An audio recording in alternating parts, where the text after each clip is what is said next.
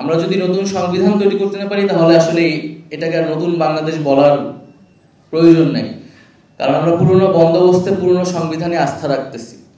আমরা বলতেছি যে সংবিধান রোগাক্রান্ত হয়ে গেছে, কিন্তু সেই রোগাক্রান্ত রোগীকে আমাকে আরো ইনজেকশন দিয়ে দিয়ে বাঁচিয়ে রাখতে হবে। ফ্যাসিবাদী ব্যবস্থার মধ্যে আমাদের দৃষ্টিতে অন্তত 4টা জায়গা আছে এই রাষ্ট্রে যার মধ্য দিয়ে ফ্যাসিজম তৈরি হয়েছে। তার একটা হচ্ছে তার একটা সাংবিধানিক ভিত্তি আছে 72-এর মুজিববাদী সংবিধানের মধ্য দিয়ে। দ্বিতীয়ত তার একটা অর্থনৈতিক দিক আছে, যার ফলে এই মাফিয়াতন্ত্র, লুটেরা, দুর্নীতির অর্থনীতি তৈরি হয়েছে এবং যেটা সমাজে বৈষম্য তৈরি করেছে। ফলে সেই বৈষম্য দূর করতেই কিন্তু মানুষ আসলে রাজপথে নেমে এসেছে। তৃতীয়ত তার একটা রাজনৈতিক দিক আছে, যে দমন পীড়ন, মানবাধিকার হরণ করেছে, বিরোধী মতকে দমন করেছে, অর্থাৎ যে বাকশালী চরিত্র সেটি আসলে ফুটে উঠেছে। আরেকটি তার সাংস্কৃতিক দিক আছে, সাংস্কৃতিক ফ্যাসিজম আছে, যেটা বাংলাদেশের যে সাংস্কৃতিক বহুত্ব সেটাকে অস্বীকার করেছে। ফলে এই যে ফ্যাসিবাদী ব্যবস্থার আমরা 4টা দিক বলছি, তার একটা দিক সংবিধান বা রাষ্ট্র কাঠামো নিয়ে কিন্তু আমরা এই সময়টা আলোচনা করছি। আমাদের যদি সত্যিকার অর্থে ফ্যাসিবাদী ব্যবস্থাকে বিলোপ করতে হয় তাহলে কিন্তু এই 4টা দিকেরই আসলে সংস্কার করতে হবে এবং পরিবর্তনের মধ্য দিয়ে যেতে হবে। এবং আওয়ামী লীগের একটা কনস্টিটিউশনাল ফিলোসফি আছে, একটা কনস্টিটিউশনাল পলিটিক্স আছে, যেটার বেস হচ্ছে 72।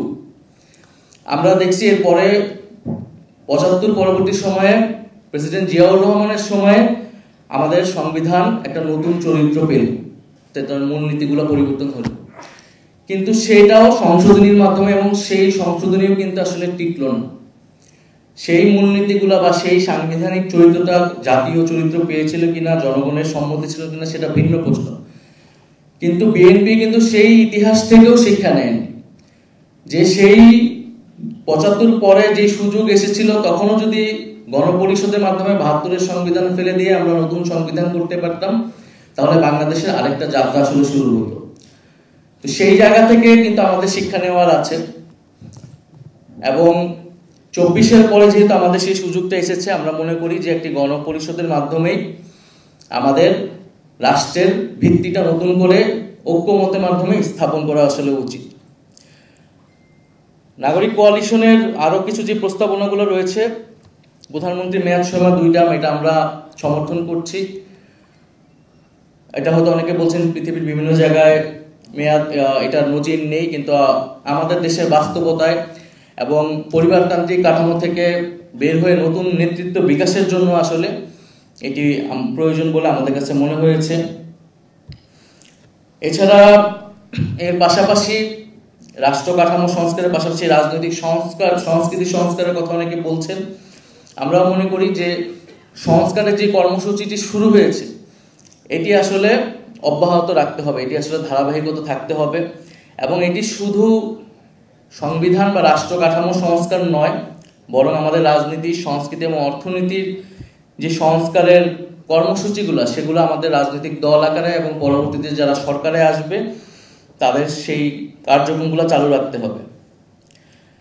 সর্বশেষে আমি বলবো যে আমরা যে নতুন রাজনৈতিক বন্দোবস্তের কথা বলছি, যে ফ্যাসিবাদী ব্যবস্থার বিলোপের মাধ্যমে আমাদের একটা বৈষম্যহীন আর্থসামাজিক ব্যবস্থা, একটা গণতান্ত্রিক রাষ্ট্র, গণতান্ত্রিক প্রতিষ্ঠান তৈরি করা, বাংলাদেশের নাগরিক মর্যাদা, সকল নাগরিকের মর্যাদা এবং সাংস্কৃতিক বহুত্ব, এর ভিত্তিতে আসলে আমাদের সামনের যে বাংলাদেশ, 24-এর বাংলাদেশ, সেই বাংলাদেশ আমাদের পুনর্গঠন করা উচিত।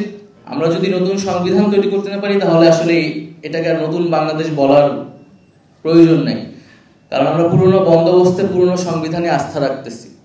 আমরা বলতেছি যে সংবিধান রোগাক্রান্ত হয়ে গেছে, কিন্তু সেই রোগাক্রান্ত রোগীকে আমাকে আরো ইনজেকশন দিয়ে দিয়ে বাঁচিয়ে রাখতে হবে।